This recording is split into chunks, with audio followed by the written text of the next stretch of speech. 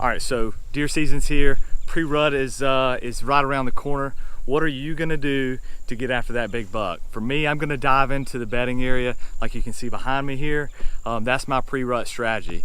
Check out a few clips from about 5 or 6 hunts from this past season, and we'll come back and talk strategy on how to make this work for you.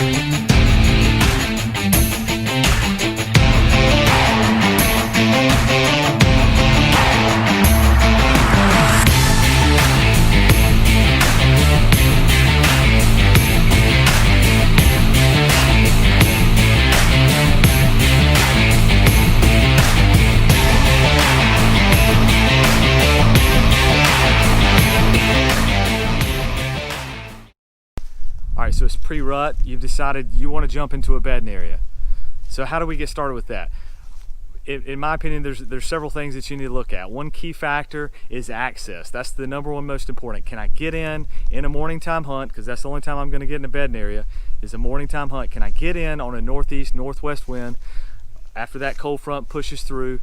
That's the type of wind you want to be able to get in on. So can I get into it? If I can't get into it without bumping deer, I'm not going to hunt it. Number two, I'm going to look for a bedding area that's 5 to 15 acres. I want something that's smaller. It condenses the deer. It makes it a lot easier to bow hunt. That's predominantly what I'm going to be looking for. Number three is water. Is there water close by in the bedding area? Because if there's water close by in the bedding area, it's going to be solid. Number four, I'm going to be looking for a bedding area that has a high number of does, because that's where the buck's going to be checking for does during that pre-rut time period. Number five, and probably the most important, is the bedding area in my target buck's home range? Is this his core area? Because that's where he's going to be there first during the pre-rut, checking those does in that bedding area. So those are the key factors you want to look at when determining which bedding area to go after.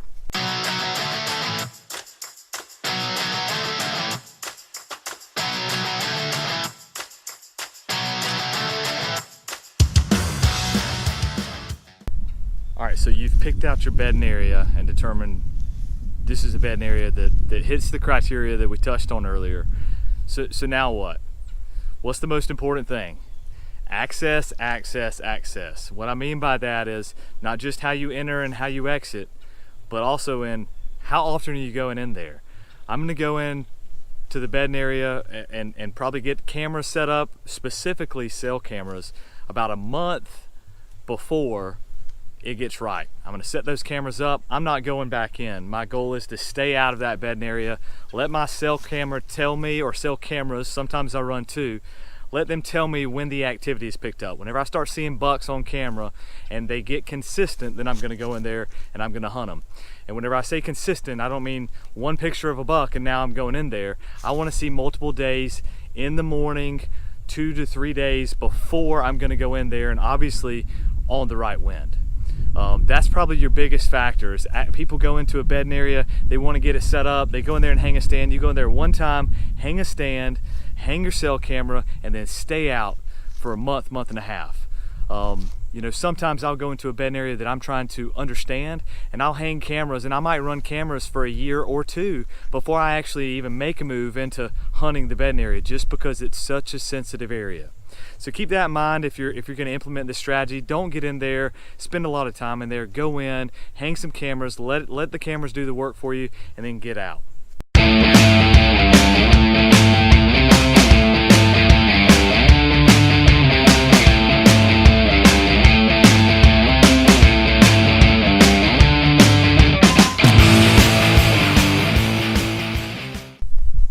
so why bedding area pre-rut? I know a lot of you are thinking, I'm going to wait until the rut and I'm going to go into the bedding area at that point. Well, during the rut, that buck, especially if you're targeting a specific buck, that buck could be in a totally different bedding area. He's looking for the next doe. Maybe he's already bred several of the does in that core area during the pre-rut, because that's typically when lockdown occurs, right? So I like to get into that core area of that buck I'm targeting during the pre-rut. Knowing where that buck is really going to determine whether or not you're successful.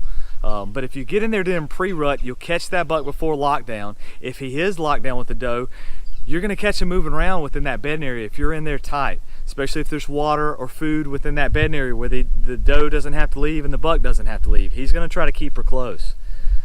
So pre-rut is my favorite strategy, and most importantly, one of the reasons is testosterone's on the rise, so you're going to get a lot of daytime activity.